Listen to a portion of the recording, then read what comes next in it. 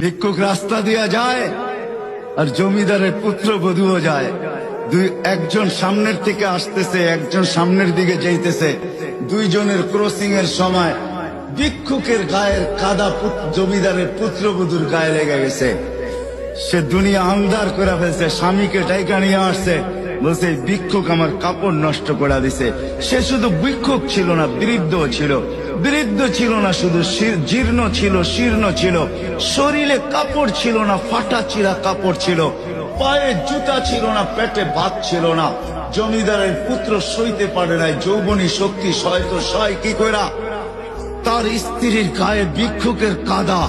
বস সমগ্র শক্তিকে হাতে জমা করা, একত্র করা বৃদ্ধের গালে বসায়। বৃদ্ধ কিচ্ছু বলে নাই, শুধু উপরের দিকে তাকায় দুই তিনটা শব্দ উচ্চারণ করছেন। শব্দগুলা হলো ইয়া মাল্লাহ তারা হলো ওয়ুন, ও আল্লাহ তোকে চোখে দেখা যায় না। ও তারা কুল্লা শাই, তুই সব দেখিস। ফারা তারা মা বি, তুই কি দেখিস না আমার সাথে কি ঘটতেছে? এটা কি দেখিস না? বলতে দেরি যুবক, মরতে দেরি হয় না। জমিদার চলে আসছে, প্রতিশোধ নিবে। বৃদ্ধের একদিকে মুস্কি হাসি, একদিকে বলতেছে প্রেমের খেলা এমনই হয়। জিজ্ঞাসা করছে কিসের প্রেমের খেলা রে? বলছে ওর প্রেমিকার গায়ে আমার কাদা লাগছে, পায়ের